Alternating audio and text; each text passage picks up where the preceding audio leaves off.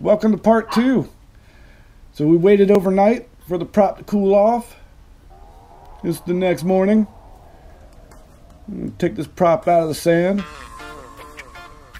You see all that nice, great discoloration from all the heat. So now's the day we straighten it up. Gonna track it all out. And then we're gonna polish it up and make it look kind of like new. As best we can. I'm going to just tap it around. We're going to clean up all the sand that's still inside of it.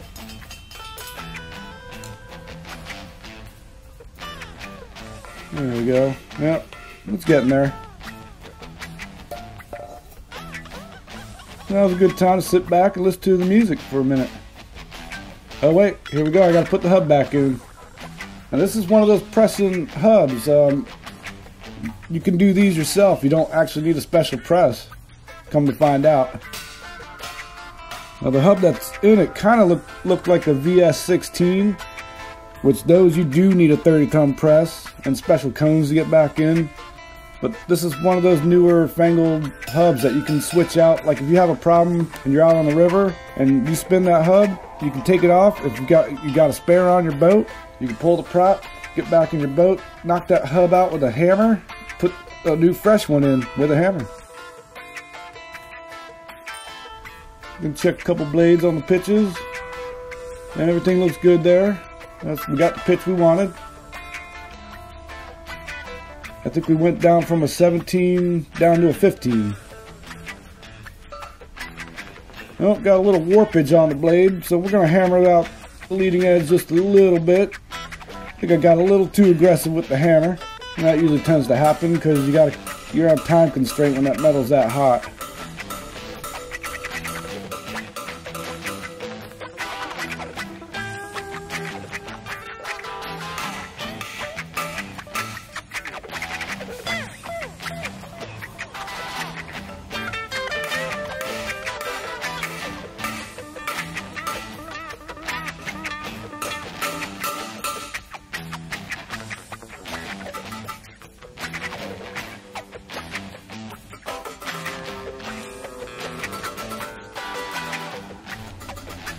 So it takes a few minutes, you know. Now I'm going to track the trailing edge. We got these nice nifty pointers that go all kinds of certain directions for all kinds of certain weird objects. That blade looks good. That one looked a little off. I think it was a little low. Take it over here, pop it with the mallet again.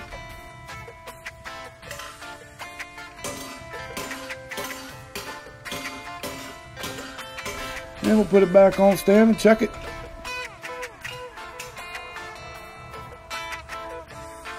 Hey, look at that. On the money. Alright, time to clean it up. I'm going to get all this discoloration off. We're going to start with the sandblaster. Here we're using little sand mixed with walnut shells. Crushed walnut shells. Not like whole ones. You couldn't put a whole walnut shell through that thing. It ain't gonna happen. And cleaning out the inside. Getting this coloration off of everything. And all these spots where I'm sandblasting is where the grinder can't hit. So that's kind of important. Because the polishing wheel won't take that discoloration off. So the first thing I start with is a grinder belt, and right now we're running about 80 grit. Skim the edges real quick, and then we start on the blade surfaces.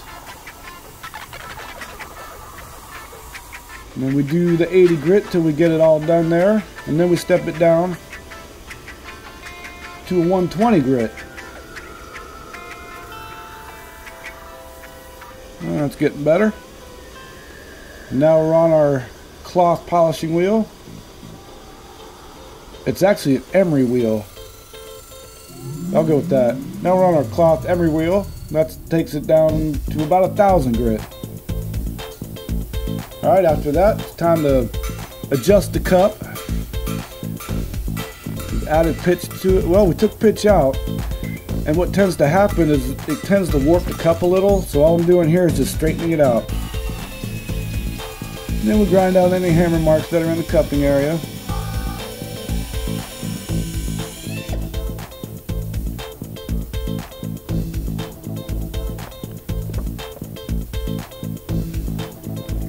We've got quite a bit of that discoloration off pretty good by now. Alright, before I go any farther, we're going to balance it, because all the blades are done being ground on. And after you change the pitch, you change the position of those blades and it goes out of balance. Just like that. That no good. These no good. So I'm back to an 80 grit here. I'm going to grind off the back side. Check the blade, still moving a little bit. It's on the other blade now. And grind it some more. And then when we're done balancing it, we'll hit it with another 120 grit and emery it again.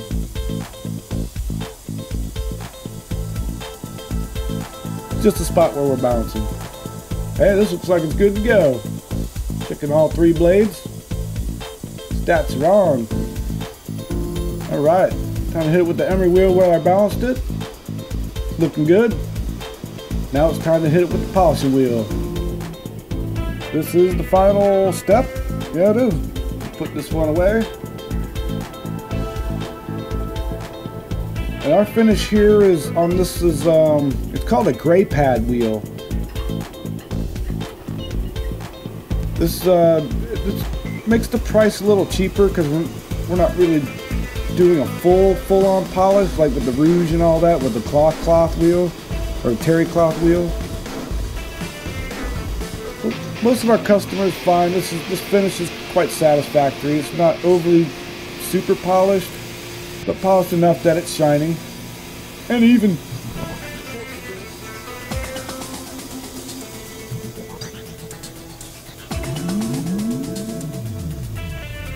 Next up, secret weapon, a little WD-40. We're going to clean off any fingerprints, grease marks, you know, all that stuff that kind of just makes it look a little funky. And this really makes the whole finish really blend into one solid, as you can see it here. The last thing I'm doing is putting a new pitch stamp number on it, which I believe that is 15 pitch now, because we went from a 17. And then we put our the customer's name sticker on it, so it doesn't get confused, as you will soon see.